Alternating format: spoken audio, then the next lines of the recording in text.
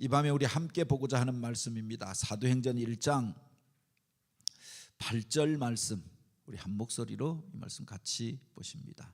사도행전 1장 8절입니다. 같이 읽습니다. 오직 성령이 너희에게 임하시면 너희가 권능을 받고 예루살렘과 온 유다와 사마리아와 땅끝까지 이르러 내 증인이 되리라 하시니라. 아멘. 크로스웨이 성경 연구 과정 하는데 다음 주까지 진행하면은 상반기 하반기 이어서 30과까지 내용들을 다 나누려고 합니다. 오늘은 28과인데요. 우리가 지난주에 나눴던 내용 한번 기억해 보시기 바랍니다.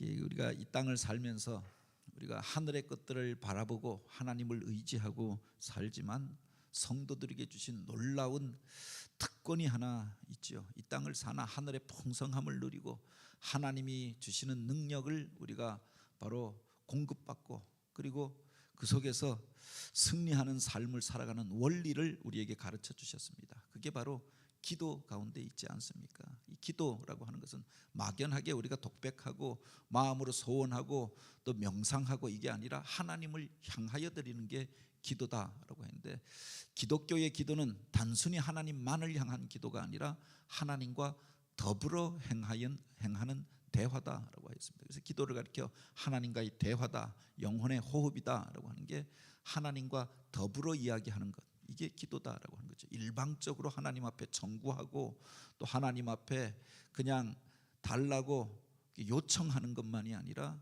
하나님의 뜻을 분별하고 하나님의 뜻을 우리가 이해하고 듣는 것, 우리가 올려드리는 기도가 있으면 내려오는 기도가 있음을 아는 것이 필요하다라고 했고요. 우리 주님께서 기뻐하시는 기도, 능력 있는 기도는 예수의 이름으로 드리는 기도다라고 하였습니다. 너희가 나의 이름으로 구할 때 아버지께 구하는 것을 바로 주시리라라고 약속하였습니다. 그런데 예수의 이름으로 한다고 하는 게 뭐냐? 무슨 주문처럼 뒤에다가 그렇게 예수의 이름으로 기도했습니다. 그러면 사인만 하면 무조건 다 주겠다라고 하는 것이냐? 무슨 마법적인 힘이 그 구호 속에 담겨져 있다, 주문 속에 담겨져 있다는 말이 아니라 예수의 마음으로, 예수의 심정으로, 예수의 모습으로 기도할 때 주님께서 바로 이 모든 기도 가운데 하나님께서 들어주시겠다라고 약속해 주셨던 거죠. 예수의 마음을 품고 주님의 본을 따라서 드리는 그 기도 가운데 하나님의 약속하신 그 것들이 오늘 우리 가운데 부어줄 것을 약속해 주셨던 거죠.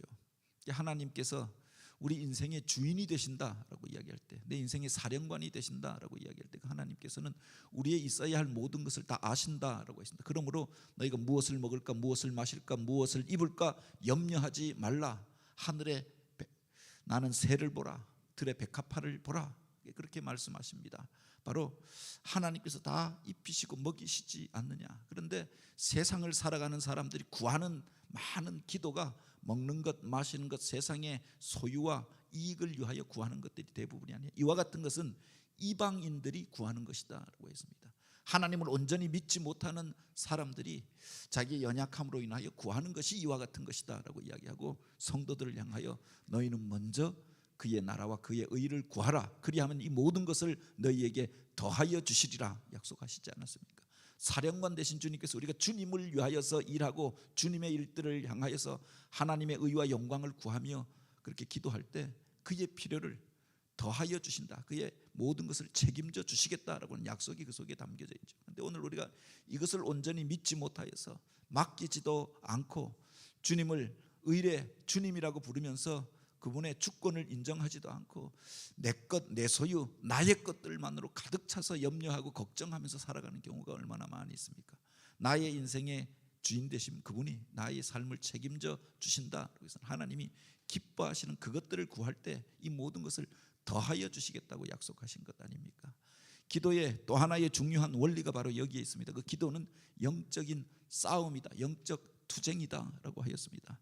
바로 하나님의 왕 되심을 인정하고 그 말씀을 쫓아서 기도하는 것, 그 기도 가운데 하나님의 나라가 확장되어져 가는 거죠. 하나님 나라의 백성의 기도가 바로 여기에 있다라고 하는 겁니다. 내 것, 내 소유, 세상의 성공 이게 아니라 하나님의 의, 하나님의 나라를 구하면서 기도하는 그 사람, 주님의 모습으로 주님 앞에 기도할 때 주님께서 그 기도 가운데 응답하여 주시는 거죠.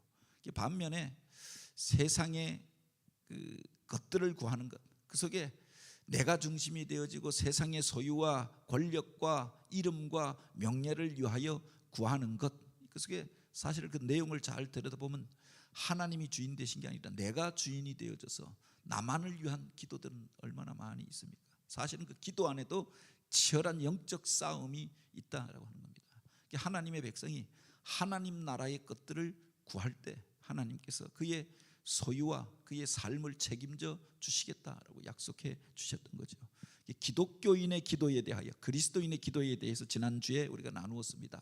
오늘은 구원받은 자의 책임입니다. 사명에 대한 이야기인데, 오늘 우리가 이 땅에 발을 딛고 살면서 주님께서 우리에게 맡겨주신 일들 감당하고 있는 것 아닙니까? 그 속에 주님이 기뻐하시는 삶이 어떤 것인가에 대해서 우리가 같이 나누고자 합니다. 그 첫 번째 그림이 바로 이 그림입니다. 여기 보면은 너희가 내 증인이 되리라 라고 하고 세계 지도가 펼쳐져 있습니다. 요사이 우리가 주일마다 올 한 해 2월 달부터 1월부터 11월까지 12월 첫째 주까지 사도행전을 주일마다 설교하였습니다. 중요 절기들 빼놓고는 사도행전 말씀을 우리가 보았는데, 복음이 펼쳐져 가는 그 과정을 기록하여 놓고 있죠. 때때로 그런 생각을 합니다. 이 그림을 보면서 우리 교회 강단에서 쫙 보면 십자가가 앞으로 쫙 펼쳐져 있는데, 이게 여기서 끝난 것이 아니라 세계를 향하여 쫙 펼쳐져 가는 그 그림을 사도행전은 보여주고 있다고 하는 겁니다. 사도행전 1장에 보면 주님께서 이 세상을 떠나가시면서 내가 예루살렘을 떠나지 말고 이곳에서 너희에게 약속한 바로 보혜사를, 그것을 기다리라 라고 말씀했습니다. 왜 기다리라고 했느냐? 그들이 그 약속하신 보혜사 성령을 기다리며 기도합니다. 그리고 성령이 그들 가운데 임하고 나니까 그들이 바로 믿음의 증인이 되어져서, 복음의 증인이 되어져서 예루살렘과 온 유다와 사마리아와 땅끝까지 이르러 내 증인이 되어졌던 것 아닙니까? 성령이 너희에게 임하시면 너희가 권능을 받아 예루살렘과 온 유다와 사마리아와 땅끝까지 이르러 내 증인이 되리라. 그 과정을 사도행전 전체가 기록해 놓고 있는 거죠. 이 그림에 보면 그 시작점에, 십자가의 시작점에 예루살렘이 있습니다. 예루살렘에서 주님께서 십자가에 못 박혀 죽으셨잖아요.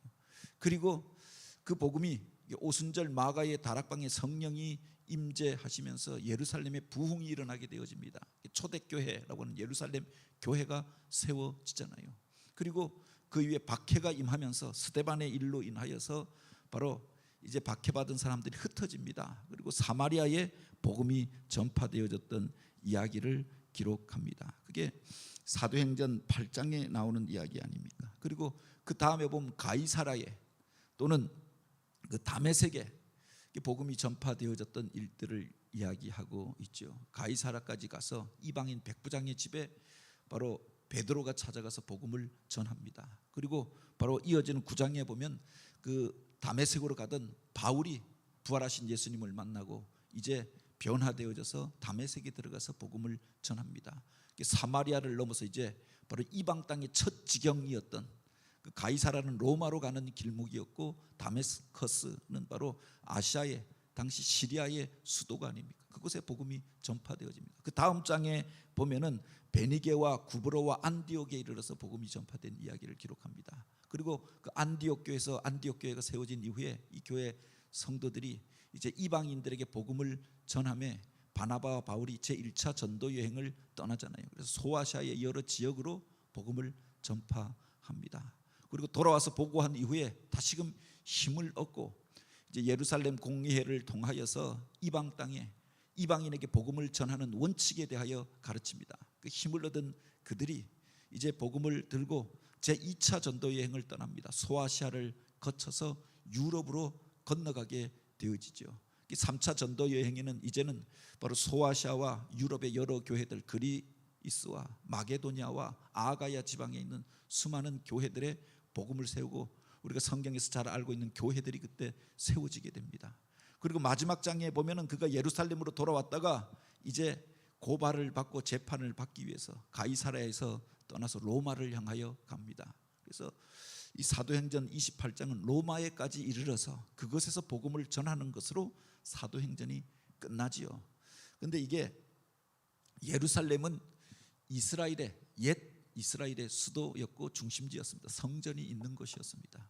로마는 당시 제국의 중심이었고 세계의 중심지라고 일컫던 곳입니다. 이스라엘의 중심에서 당시 로마 제국의 중심지로 복음이 전파되어졌던 이야기를 사도행전이 기록하고 있는 거죠. 그리고 그 이후의 일들은 우리가 역사를 통하여 잘 알고 있지 않습니까? 로마가 복음화되어지고 이제 유럽 각국의 복음이 전파되어집니다. 그리고 유럽에서부터 이제 신대륙으로 아시아로 복음이 전파되어집니다. 아프리카로 복음이 전파되어집니다. 오늘 우리에게까지 이르게 되어졌던 것 아닙니까? 이 과정을 기록하고 있는 게 사도행전이다라고 하는 겁니다. 여기에 보면 바로 너희가 사마리아와 땅 끝까지 이르러 내 증인이 되리라. 그런데 증인이 된다고 하는 게 과연 무엇인가? 이것을 그려놓고 있는 거죠. 그 위에 보면 그 그림이 이것을 표현해 놓고 있습니다. 무엇의 증인인가? 그들이 증거하였던 그 복음의 내용이 박스로 위에 담겨져 있는데 바로 그분이 메시아 되신 분, 그분이 우리의 구원자가 되신다. 그 왕관이 있지 않습니까? 이 땅 가운데 우리를 구원하기 위하여 오신 메시아, 그분에 대해서 소개하는데 이 땅 가운데 오셔서 우리의 친구가 되시고 죄인의 친구가 되어주시고 섬기는 종으로 오셨던 그 주님께서 우리를 위하여 십자가에 못 박혀 죽으셨다가 이제 사흘 만에 부활하사 모든 사망의 권세를 꺾으시고 우리의 주가 되시고 또 우리의 생명이 되셨다. 이게 복음의 핵심이죠. 이것을 그림으로 그려놓은 겁니다. 누가복음 24장에 보면 사도행전이 시작되기 전에 누가복음 마지막 장에 이 일을 이렇게 기록해 놓고 있죠. 이같이 그리스도가 우리를 위하여 고난을 받고 제3일 만에 죽은 자 가운데서 살아나셨으며 또 그 이름으로 죄사함을 받게 함으로 하는 회개의 세례가 예루살렘에서 시작하여서 모든 족속에게 전파되는 것이라 기록되었으니 바로 너희가 이 일을 위하여 증인으로 부름받았느니라 라고 하였습니다. 무엇을 위하여 증인으로 부름받았느냐? 우리가 법정에서 누구를 증인으로 오라라고 이야기합니다. 그러면 무엇에 대한 증인으로 와서 증언을 해달라라고 하는 거예요. 무엇에 대한 증인이냐? 바로 예수 그리스도께서 우리를 위하여 고난당하시고 죽으셨다가 부활하사 모든 잠자는 자들의 첫 열매가 되시고 그분을 믿는 자들의 죄사함을 얻고 회개의 세례를 받음으로 저들이 하나님의 백성이 되어졌다라고 하는 이 일의 증인으로 우리를 부르셨다라고 하는 겁니다. 이것을 옆에 기록해 놓고 있는데요. 예수님은 이것 한번 읽어주시죠. 예수님은 승천하시기 직전 제자들에게 말씀하시기를 오직 성령이 너에게 임하시면 너희가 권능을 받고 예루살렘과 온 유대와 사마리아와 땅끝까지 이르러 내 증인이 되리라 하셨다. 열흘 후 오순절의 역사가 일어났으며 그 교회를 통해 복음을 증거하는 일들이 시작되었다. 사도행전은 복음이 예루살렘으로부터 로마로 확장되고 있는 과정을 기록하고 있다. 이같이 그리스도가 고난을 받고 제3일에 죽은 자 가운데서 살아날 것과 또 그의 이름으로 죄의 사함을 얻게 하는 회개가 예루살렘으로부터 시작되어 모든 족속에게 전파될 것이 기록되었으니 너희는 이 일의 증인이라. 그리스도인들은 이 복음을 증거하였으며 또한 주님이 재림하실 때까지 증거하는 일을 계속할 것이다. 비록 외적인 상황들은 변화되었지만 그 증거의 내용은 여전히 동일하다.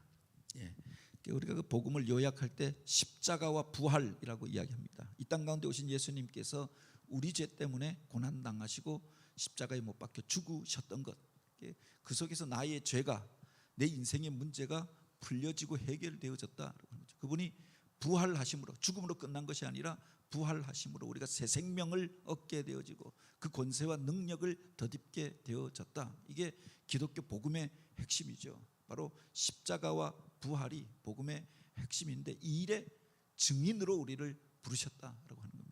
너희에게 물론 그들이 그렇게 그 일을 목격했고 주님을 따르는 제자가 되어졌지만 용기가 없어 그 일을 행하지 못하였던 것 아닙니까? 그런데 오직 성령이 너희에게 임하시면 너희가 권능을 받고 예루살렘과 유다와 사마리아와 땅끝까지 이 복음이 동심원의 구조로 점점 번져가잖아요.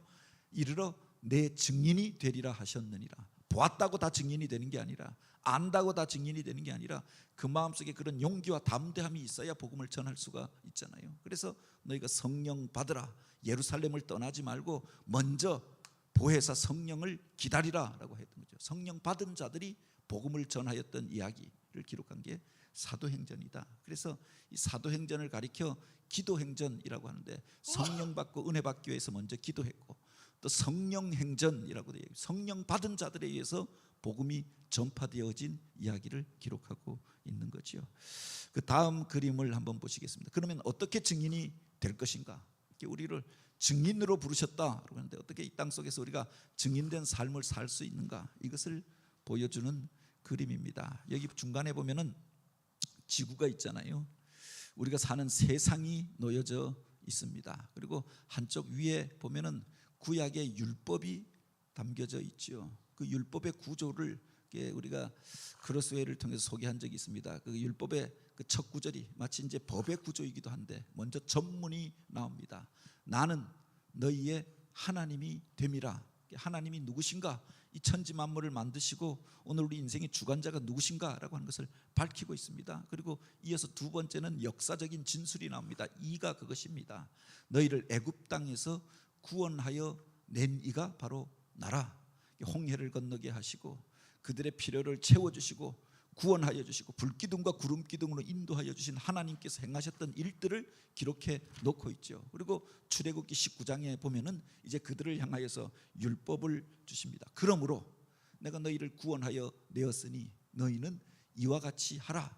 그게 바로 그 법조문의 세 번째 조항이죠. 무엇을 하라, 무엇을 하지 말라라고 기록해 놓고 있는 겁니다. 그리고 네 번째가 바로 그것에 대한 보정과 제도, 절기 또는 교육, 이것에 대해서 가르치고 있습니다. 이것을 너희만 알 것이 아니라 내 자녀들에게 바로 유월절에 또는 그 맥추절에 그리고 수장절에 초막절에 이것을 가르치라.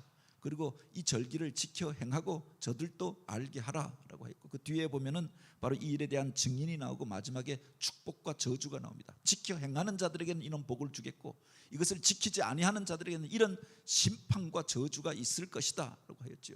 그런데 여기 세 번째 조항에 보면 그렇게 기록해 놓고 있는 겁니다. 출애굽기 19장 5절에 보면 너희가 내 말을 듣고 이 언약을 지켜 행하면 너희가 나의 백성이 되고 나는 너희의 하나님이 될 것이며 너희는 제사장 나라가 될 것이라 라고 말씀하시지 않았습니까? 이스라엘 백성들을 불러서 언약을 맺으시고 너희가 이 언약을 지켜 행하면은 너희가 나의 소유가 되고 내가 너희를 책임져 줄 것이고 너희가 많은 나라 가운데서 제사장 나라여 거룩한 백성이라 불림을 받게 될 것이다 라고 했던 겁니다.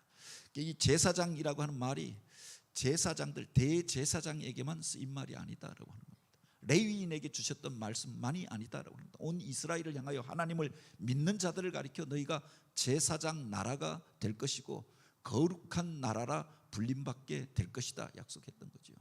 이 말씀을 그림으로 그려놓고 있는 겁니다. 이스라엘 백성들 가운데에는 바로 종도 있었고 농부도 있었고 또 그 속에 또 목자도 있었고 상인도 있었고 여러 사람들이 있잖아요. 그런데 그 사람들이 속한 삶의 자리를 강단으로 표현해 놓은 겁니다. 이게 뭔가 무슨 다이너마이트 누르는 건가, 이게 아니라 강단이 있는 겁니다. 자기 삶의 자리가 강단이 되어져서 농부이면 그 일하는 자기 농가 밭 그것이 자기의 강단이 되어지는 거죠. 그곳에서 내가 하나님의 사람임을 나타내는 겁니다. 너희는 나의 백성이 되고 거룩한 나라가 될 것이다.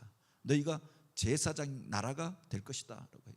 목자이면 양떼를 돌보는데 양떼를 돌보는 게 그냥 자기 이 육신의 정욕을 따라 행하는 것이 아니라 그가 양떼를 돌보는 그 목장이 그의 일터가 되어지고 강단이 되어지는 거죠.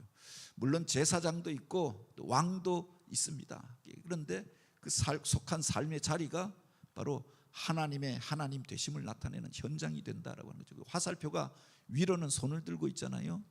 하늘을 향하여 왕 되신 하나님을 향하여 영광을 올려드리는 것, 또 옆으로는 다른 사람을 향하여 내 이웃을 향하여 사랑하는 것, 이것을 실천하는 게 제사장의 삶이기도 하였다라고 하는 겁니다. 이것이 신약 성경에 보면 이렇게 기록되어져 있습니다. 예수를 믿는 사람들을 향하여 베드로가 그렇게 말하지 않습니까? 너희는 택한 족속이요 왕 같은 제사장들이요 거룩한 나라요 그의 소유된 백성이니라고 하였습니다. 여기서 말하는 제사장은 구약 율법에 의해서 아론의 자손들을 제사장으로 말한 게 아닙니다. 하나님께서 택하시고 부르신 그 사람, 예수를 믿고 하나님 나라의 자녀로, 하나님의 자녀로 인정받은 그 사람을 가리켜 택한 족속이요 왕 같은 제사장이라 불러주었던 거죠. 이 땅 속에서 어떻게 우리가 증인된 사명을 감당할 수 있느냐? 그게 바로 세상 속에서 제사장으로서 우리가 살아가는 것. 이 땅 속에서 왜 우리를 이런 직분을 맡기셨는가? 여기에 보면 그의 기이한 빛에 들어가게 하신 이의 아름다운 덕을 선전하게 하려 함이라. 삶의 자리 가운데서 자기 속한 일터와 직장과 또 만나는 사람들 앞에 나를 구원하신 그분의 덕을 선전하기 위하여서 우리를 부르시고 거룩한 나라가 되게 하여 주셨고 제사장의 직분을 허락해 주셨다라고 하는 겁니다. 예배드리는 그 시간, 제사하는 그 시간만 제사장이 필요한 것이 아니라 삶의 모든 현장에서 바로 오늘 우리가 빛된 삶을 살아가는 것, 이게 증인된 삶의 모습인 거죠. 하나님은 이 부분 한번 읽어주시겠습니다. 하나님은 시내 산에 모인 그의 백성들에게 세계가 다 내게 속하였느니 너희가 내 말을 듣고 내 언약을 지키면 너희는 열국 중에서 내 소유가 되겠고 너희가 내게 대하여 제사장 나라가 되며 거룩한 백성이 되리라고 말씀하셨다. 그들은 왕이신 하나님의 통치 아래 살게 되었으며 또한 제사장 나라로 하나님과 이웃을 섬기며 하나님의 거룩한 일을 위해 봉사하는 자로 부르심을 받았다. 여기서 성스러운 일이란 성전에서 예식을 수행하는 일만을 의미하지 않는다. 하나님께서 세계가 다 내게 속하였다고 선언하신다. 하나님은 만물을 창조하시고 소유하고 계신다. 그러므로 우리가 만지는 것은 무엇이든지 성스러운 특징을 가지고 있다. 이스라엘 백성이 순종할 때에는 행복과 번영을 누릴 수 있게 되어 있었다. 또한 그러한 순종은 마치 자석과 같이 민족들로 하여금 살아계신 하나님과 더불어 교제를 맺게 하는 역할을 하는 데 기여하였다. 우리가 사명이라고 이야기할 때 그 사명이라고 하는 것은 제사장에게만 사명이 있는 것이 아니라 이스라엘 백성들을 다 당신의 백성으로 부르시고 제사장 나라로 택하시고 이방을 비추는 빛으로 삼으셨던 거죠. 오늘날 새 이스라엘 교회를 향하여 이 사명을 주셨던 것 아닙니까? 삶의 자리에서 우리가 그리스도인으로 부름받게 되어졌던 거죠. 안디옥에 이르러서 그들을 가리켜 그리스도인이라고 불렀다라고 하는데 그들이 살아가는 모습을 보니까 세상 사람들과 다르더라라고 하는 겁니다. 그래서 이방인들이 그렇게 불렀고 이방인들이 그들이 속한 모임에 나오게 되어지고 그래서 복음이 이방 땅에도 전파되어졌던 거죠. 그 중에는 목수도 있고 농부도 있고 또 그렇게 전적으로 헌신하여서 복음만 전하던 사람도 있었지만 바울 같은 경우는 복음을 전하면서도 천막 깁는 일을 하였고 자주 옥감 장사도 있었고 누구의 노예와 종이었던 사람도 있었고 군인도 있었고 감옥의 간수도 있었다라고 합니다. 여러 직업의 사람들이 있지 않았습니까? 그런데 자기 삶의 자리에서 예수의 증인된 삶을 살았던 거죠.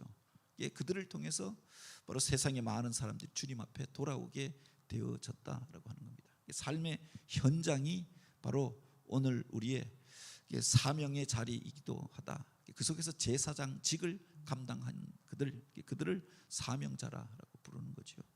특별히 이 세 번째 그림은 이 자본주의 사회에서 우리가 가장 고민하는 문제들에 대한 그림을 그려놓고 있습니다. 자본주의라고 하는 말의 뜻이 돈이 근본이 된 사회라고 하는 의미를 가지고 있잖아요. 우리가 살아가는데 제일 필요한 게 돈이라고 이야기합니다. 그래서 직장에 가서 일할 때에도 돈 벌기 위해서 일하는 것처럼 되어져 버렸다.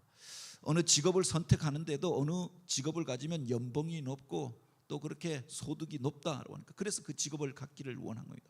사명으로 생각하지 아니하고 돈으로 생각하는 게 얼마나 많으냐. 어떤 일들에 대한 가치를 평가할 때 돈의 가치를 가지고 그 일을 판단하고 어떤 사람의 인격도 그것을 판단하는 시대가 되어졌다.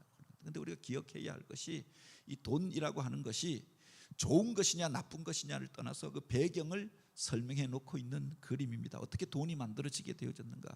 맨 처음 그림에 보면은 어떤 검은 손을 가진 사람이 나쁘다라고 하는 의미가 아니라 땅을 농사를 지어서 씨앗을 얻은 겁니다. 마치 그 위에 보면 손 위에 씨앗이 있잖아요. 농협 표시처럼 되어져 있는데 아마 농협 로고도 여기서부터 나온 것 같습니다. 어떤 씨앗, 사과 열매나 어떤 열매를 나타내잖아요.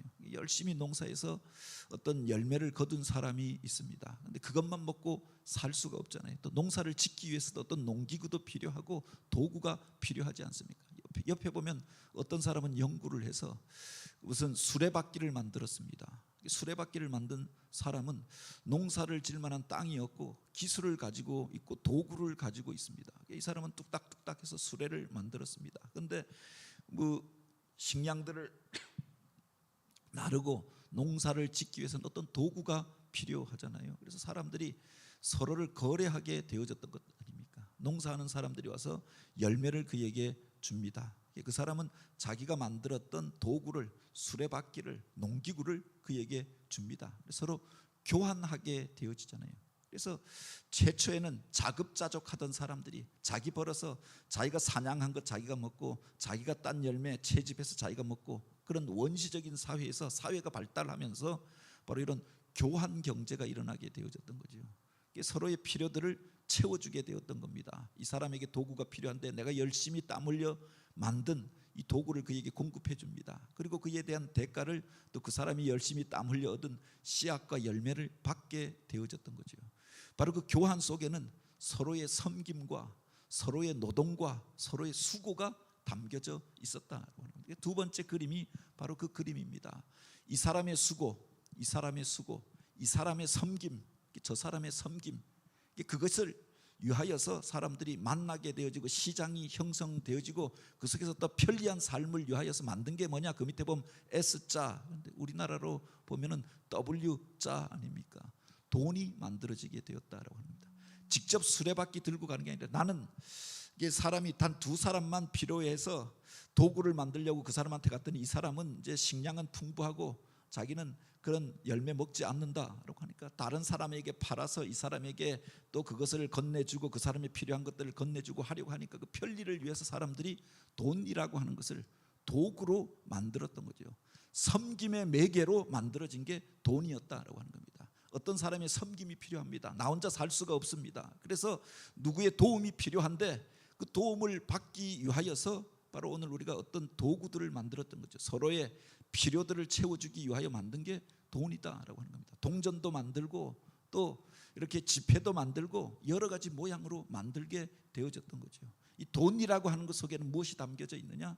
바로 섬김과 수고가 담겨져 있다라고 하는 겁니다. 어떤 사람의 섬김과 수고가 필요합니다. 나 혼자 살 수 없기 때문에 그 사람의 도움을 받아야 살게 되어졌던 거죠. 그런데 그 사람이 점적으로 나만을 위해서 도와주고 끝나버리는 것이 아니라 나도 그 사람에게 보답하기 위해서 무엇인가를 지불해야 하는 겁니다. 이게 돈이라고 하는 것이 만들어지게 된 가치였다라고 하는 겁니다.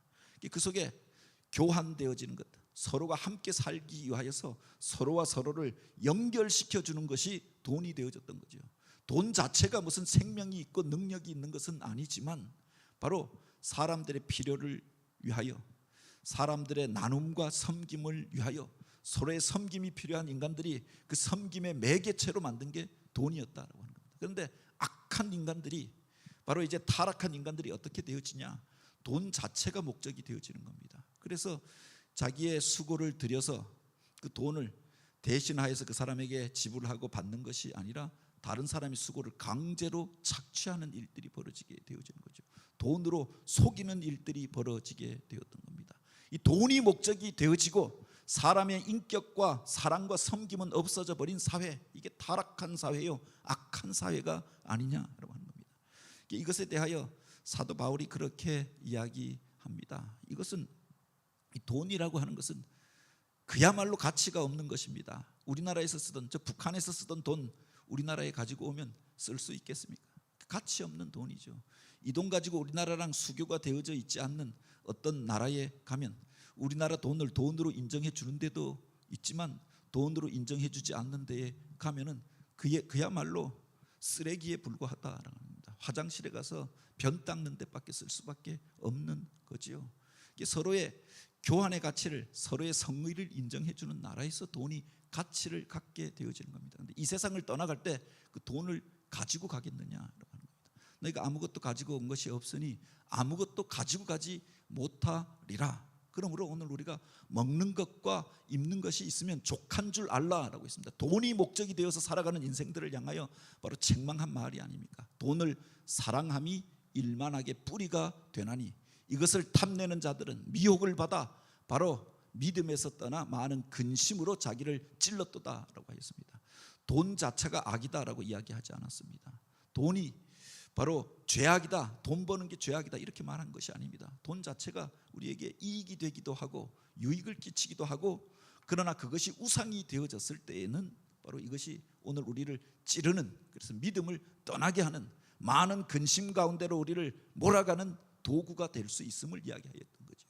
돈을 사랑함이 일만하게 뿌리다라고 해요. 그게 전부인 것처럼 생각하고 그것만을 위해서 살아가는 인생을 향하여 책망하였는데, 오늘 우리 시대에 이런 사람들이 얼마나 많이 있습니까? 그래서 우리를 향하여 그렇게 말씀하시지 않습니까? 너희가 먹든지 마시든지 무엇을 하든지 하나님의 영광을 위하여 하라라고 했는데, 돈이 잘 쓰여졌을 때에는 하나님의 영광을 나타내는 도구가 되어지는 겁니다. 우리가 가지 못할 때 선교하라, 복음을 전하라라고 했는데, 내가 가지 못할 때 그렇게 우리가 보내는 선교사가 될 수도 있죠. 아프리카까지 직접 못 가더라도 우리를 대표해서 어떤 사람이 갑니다. 그럼 그 사람을 위해서 우리가 선교금을, 내가 열심히 일하여 버는 그 돈을 그에게 선교금으로 준다라고 하면 그 속에 나의 섬김과 나의 사랑과 나의 같이 가는 마음이 담겨져 있잖아요. 그것을 가지고 대표자가 가서 그 일을 행하는 겁니다. 그러면 보내는 선교사가 되어지는 거죠. 어떤 일들을 행하는데 교회 안에서 미래 세대, 다음 세대를 가르치는 것이 중요하고 그 세대들을 일으키는 게 중요하다라고 생각합니다. 그래서 바로 그 일들을 앞장서서 하는 사람들이, 가르치는 교사들이 있습니다. 그런데 나는 가르치는 은사도 없고 시간도 많지 않습니다. 그러면 그들을 도우면서 또 장학 헌금을 주기도 하고 또 그들을 격려하는 일들을 행하면은 그가 바로 그 일에 참여하는 것이 되어지는 거죠. 이 돈을 통하여서 하나님의 일에 참여할 수도 있습니다. 그런데 어떤 이들은 돈이 목적이 되어져서 돈도 안 되는 일들을 왜 하느냐? 그래서 교회 안에서 하나님이 맡기신 사명보다 이 돈을 더 중요시하는 이들도 있잖아요. 그렇다고 하면 그 돈이 그의 우상이 되어져 버린 거예요. 돈을 사랑함으로 그 마음을 찌르고 하나님을 떠나게 되어졌던 것 아닙니까? 오늘 우리 세대에 대하여 주시는 말씀인데, 이 돈이란 무엇인가, 이것을 우리가 다시 한번 생각해 볼 만한 의미라고 생각합니다. 그 다음 한번 그림 넘겨 보시죠. 그러면 우리가 얼마를 드려야 하느냐? 우리가 또 한 가지 고민하게 되어지는 문제가 있습니다. 그래서 어떤 경우에는 그렇게 한다고도 하잖아요. 어떤 일에 가서 누가 좀 그렇게 여기에 대하여 그 후원금 좀 내주십시오. 여기에 대해서 돕는 뭐 그렇게 기금을 좀 내주십시오. 그러면 눈치를 보게 되잖아요. 얼마를 내야 하느냐, 기준을 정해 달라라고 하죠. 교회 안에서 어떤 일들을 행할 때, 또 헌금할 때 그런 우리가 갈등을 하게 될 때가 있습니다. 여기 보면은 돈 문제로 고민하는 한 사람이 나오죠. 노란머리의 한 사람, 노란머리 애니 나옵니다. 근데 이 집사가 고민하잖아요. 얼마를 드려야 하느냐, 내 것 가운데 내 것이 이만큼 있는데 대체 얼마를 줘야 한단 말이냐, 주의 일에 참여하라, 그 나라와 그 의를 위하여 일하라 라고 했는데 대체 얼마를 줘야 하느냐. 그러면서 그 사람이 고민하고 곤혹스럽게 여기는 것이 11조를 내라라고 하니까 내 것 가운데 10분의 1을 낸다라고 생각하니 아깝게 생각되어지잖아요. 이것이 시험거리가 되어지는 겁니다. 내가 이게 얼마나 애써서 번 돈인데, 그러니까 애써서 모은 재산인데 10분의 1을 달라고 하느냐. 그래서 갈등하게 되고 고민하게 되는 거죠. 어쩌면은 현대인들, 또 현대의 그리스찬들이 고민하는 그 모습을 그려놓은 그림입니다. 그런데 그 옆에 보면은 이 노란머리 노집사가 기뻐하잖아요. 흐뭇하게 생각하고 기뻐하는 모습, 인상이 변해 있는 걸 보게 됩니다. 근데 여기에 보면 그 질문이 바뀌어져 있다라고 하는 것입니다. 내 것에서 얼마를 내야 하느냐, 그러니까 내 것을 누구에게 준다고 생각하니까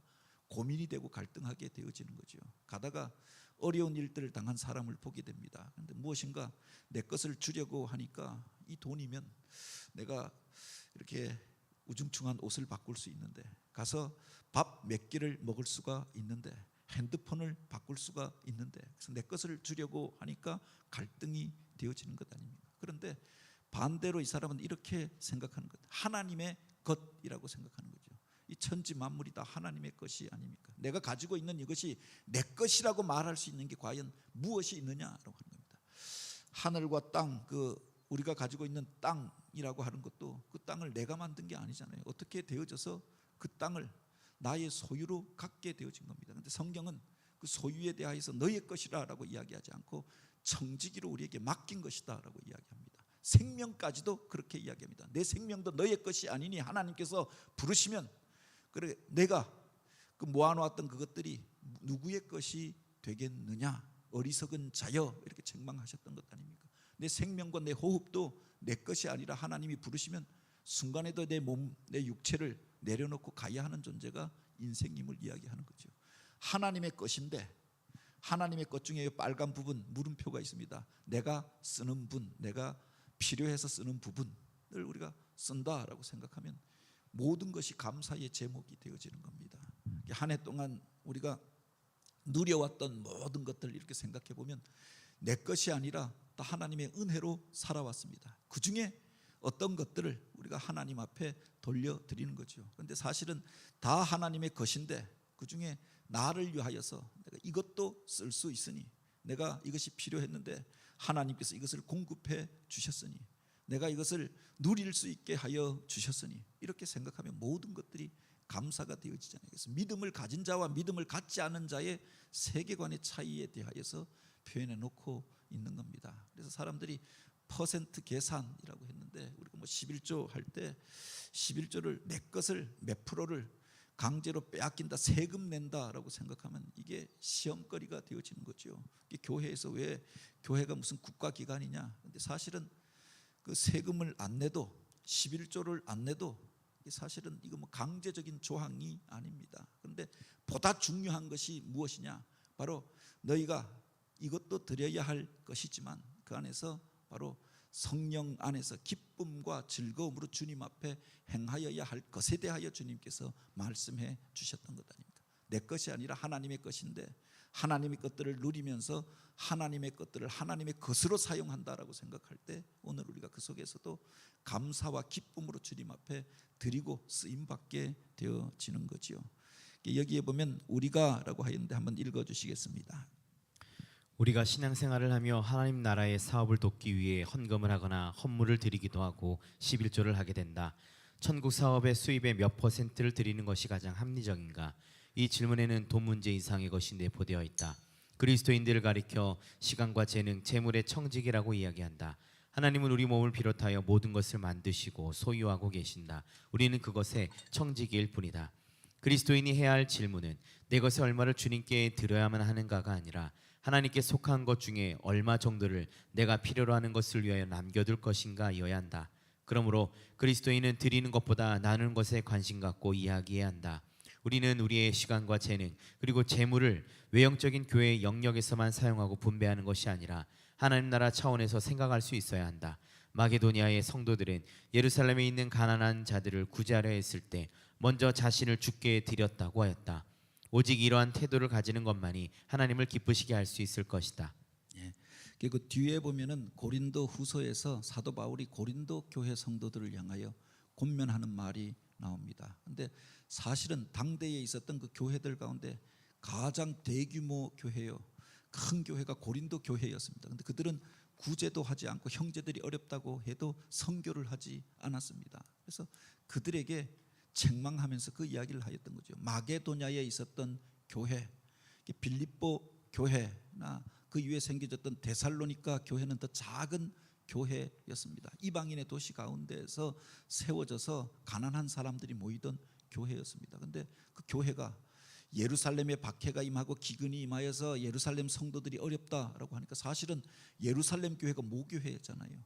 자기들은 이방 땅에서 새로 세워진 교회이고 작은 교회였습니다. 그런데 그들을 위하여서 먼저 자신을 주께 드렸다라고 했습니다. 그래서 그들로부터 예루살렘 교회를 돕는 구제 헌금이, 선교 헌금이 바로 바울에게 전달되어집니다. 그것을 가지고 예루살렘으로 가게 되어졌던 것 아닙니까? 그런데 정작 부자 교회였던, 부자들도 많고 잘 사는 사람도 많고 교인도 많던 고린도 교회는 사실은 물질을 가지고 계속 시험에 들고 싸우고 있었던 거죠. 성도들 안에서도 하다못해 애찬을 나누는데 자기들끼리 모여서 성찬식을 하는데도 부자들끼리 모여서 자기들이 낸 것이니 자기들이 먹어야 한다. 그래서 부자들끼리 모여서 먹고 가난한 성도들은 교회 와서 너희가 교회에다 낸 것이 없으니 이 애찬에 참여하지 말라라고 해서 그들은 먹지 않고 예배드리고 가고 부자들은 부자들끼리 먹고 마시고 노는 그것에 대하여 책망하였던 것 아닙니까? 그게 사실은 내 것이다라고 생각하니까 내 것을 이웃과 나눌 수가 없었던 거죠. 내 것이다라고 생각하니 그 교회는 그 교회의 문제이고 오늘 우리가 무슨 상관이 있나라고 생각했던 거죠. 근데 마게도냐 교회 성도들, 바로 빌립보와 데살로니가 교회 성도들은 주님의 은혜로 우리가 구원함을 얻었으니 오늘 우리가 먹고 남는 그 모든 것들은 바로 그들을 위하여 어려움 당한 이들에게 보내리라. 이게 바로 그 구제에 참여하고 선교에 참여하게 되어지는 거죠. 사도 바울이 그 1차, 2차, 3차 전도 여행을 떠날 때 1차는 안디옥 교회의 도움으로 떠났습니다. 2차 중반까지는 그렇게 되어졌습니다. 그런데 제 3차 로마에 이르기까지의 그 복음 전도의 과정에 보면 빌립보 교회가 데살로니가 교회가 그의 후원자가 되어집니다. 새로 생겨진 교회이고 개척 교회인데 바로 구제와 선교에 나서게 되어졌던 거지요. 이게 바로 그 차이가 있다라고 하는, 예수 믿는다라고 하는데 내 것이다라고 생각하니까 일을 할 수가 없었던 것 아닙니까? 자기 권리를 주장하면서 교회 안에서도 고린도 교회 같은 건 계속 갈등이 일어납니다. 근데 빌립보나 안디옥이나 또는 데살로니가는 달랐다라고 하는 거죠. 그 차이에 대하여 소개하는 말씀이고 이 그림을 한번 주목해서 보시기 바랍니다. 그리고 실제적인 사례를 소개했는데 바울이 이 고린도 교회에 권면하면서 그렇게 이야기합니다. 그들이 부유한 성도들도 많고 성도들도 많은 교회였는데 이게 약하였던 겁니다. 그래서 직접적인 말로 그들에게 이것에 대하여 헌금 생활에 대해 권면했던 것 아닙니까? 매주 첫날에 너희 각 사람이 수입에 따라 모아두어서 내가 갈 때 연보를 하지 않게 하라라고 했습니다. 사도 바울이 그곳에 가게 되어지면 선교금을 전달하고 또 그 일을 가지고 그가 다시금 힘있게 선교 여행을 가게 되는데 내가 가서 억지로 사람들에게 돈을 모으고 그때 그렇게 하지 않도록 너희가 주의 일들을 행할 때 어떻게 해야 하느냐, 여기 보면 너희 각 사람이라고 했습니다. 개인이 자기가 은혜 받은 대로 하나님의 일에 참여하도록 권면했던 거지요. 그리고 주의 일을 위하여 드리는 것들은 먼저 떼어두라라고 했습니다. 첫날에 먼저 어떤 소득이 생기고 물질이 생기면 처음 것들을 먼저 떼어서 하나님 앞에 드리도록 하라. 그리고 그것을 바로 매주 첫날에라고 하였던 것, 이게 주일을 의미하는 말이 아닙니까? 그런데 정기적으로 그때 하나님 앞에 드려라. 한번 은혜 받고 한번 잘 살게 되어주고 한번 잘 벌어서 내는 게 아니라 그때 구별된 모습으로 정기적으로 드리는 것. 그리고 각 사람이 수입에 따라라고 하였습니다. 각자 많이 번 사람들은 많이 드리고 적게 번 사람들은 적게 드리고 각자의 그 분량에 따라 퍼센트를 따라 하는 거죠. 뭐 율법적으로 몇 퍼센트를 드려라.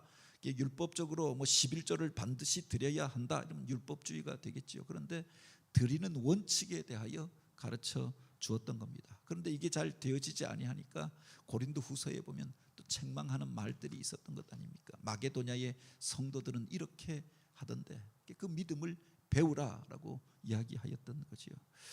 그 성경 안에 보면은 이것이 어떻게 잘 되어졌던 사람, 잘 되지 않았던 사람들의 사례들이 있습니다. 우리가 세상 가운데서 물질을 벌잖아요.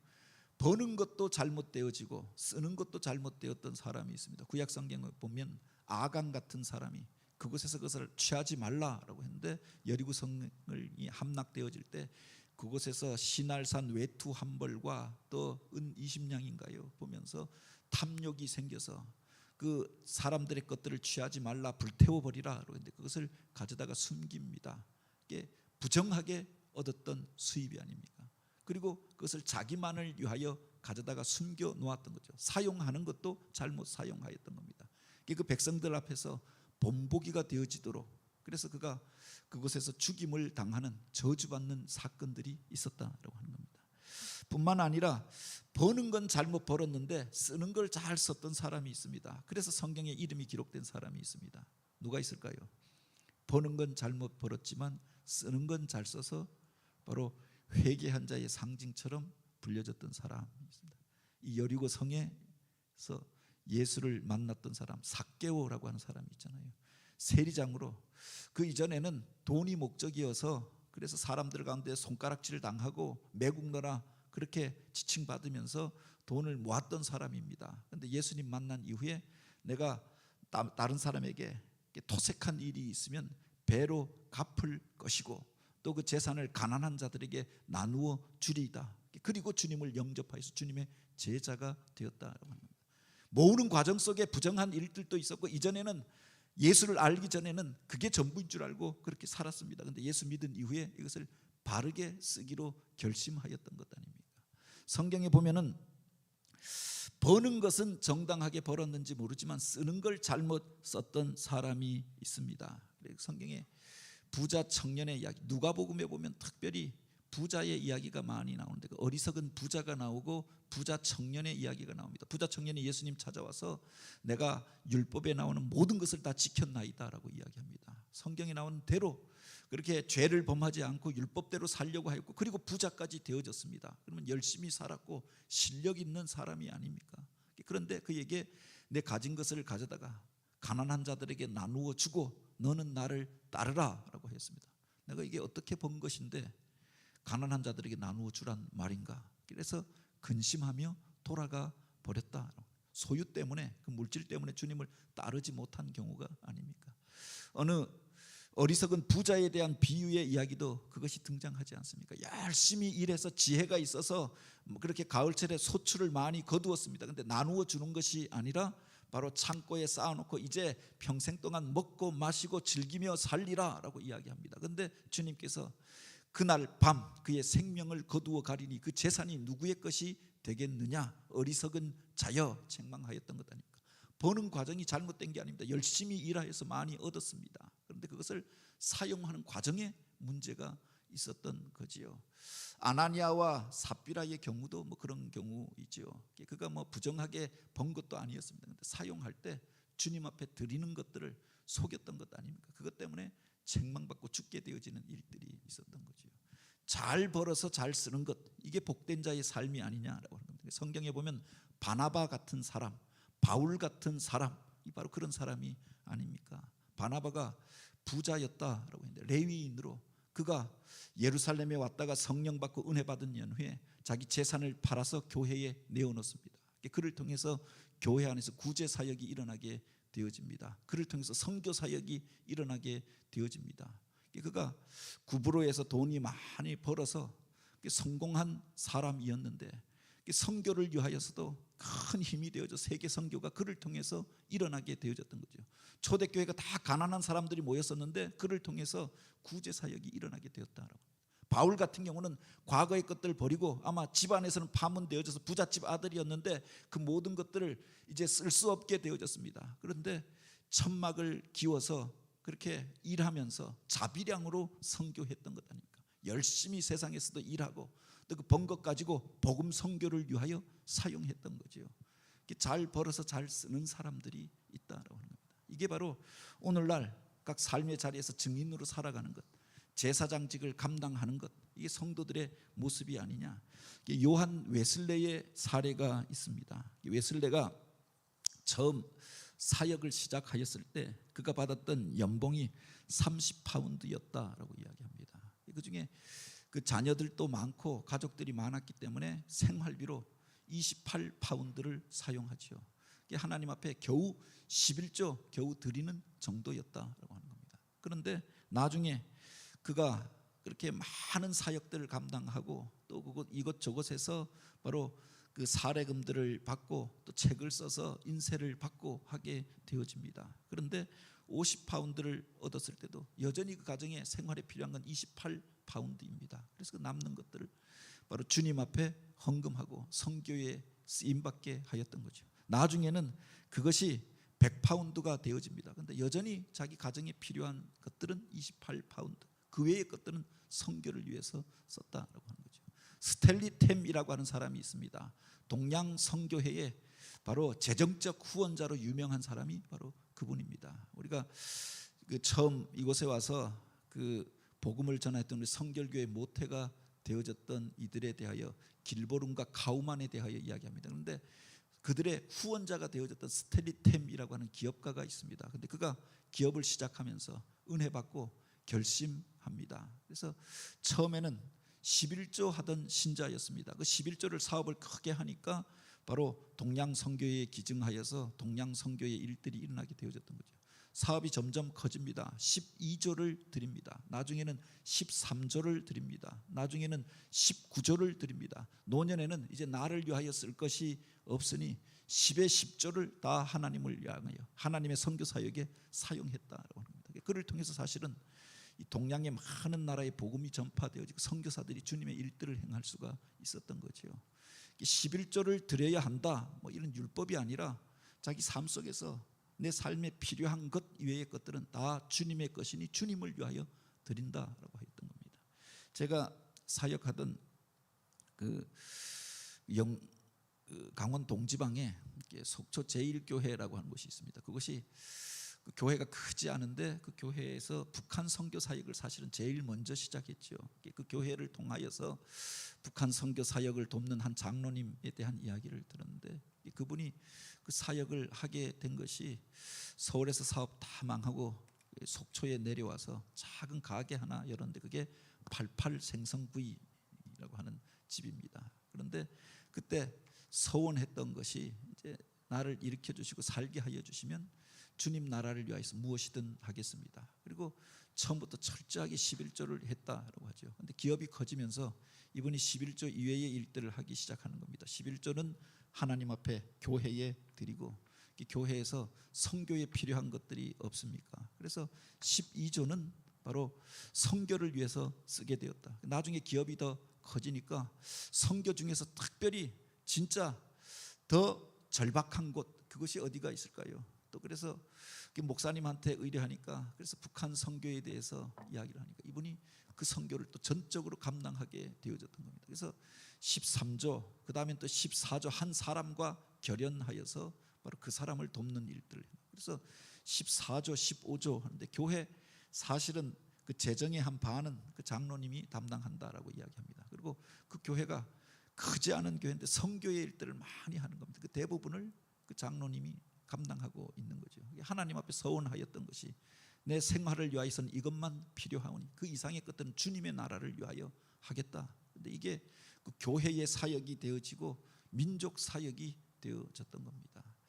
오늘 우리가 주님 나라를 위하여서 쓰임 받는다고 하는 게 무엇인가? 증인이 된다고 하는 게 무엇인가? 꼭 북한에 가서 복음을 전하는 것만이 아니라 아프리카에 가서 선교하는 것만이 아니라 내 삶의 자리에서 땀 흘려 일하고 내 일한 것들이 주님의 나라를 위하여 쓰임 받는 것 이게 증인된 삶이 아니냐라고 하는 거죠. 물질을 많이 가지고 우리가 소유가 많아지는 것 뭐 이것을 우리가 두려워할 일이 아니라 주를 위하여 쓸 수 있다라고 하면 참으로 복된 일이 아니냐라고 하는 겁니다. 우리를 향한 주님의 사명을 깨닫고 주님 나라를 위하여 쓰임 받는 이들이 우리 교회를 통해서 더 많이 일어나게 되길 원합니다. 같이 기도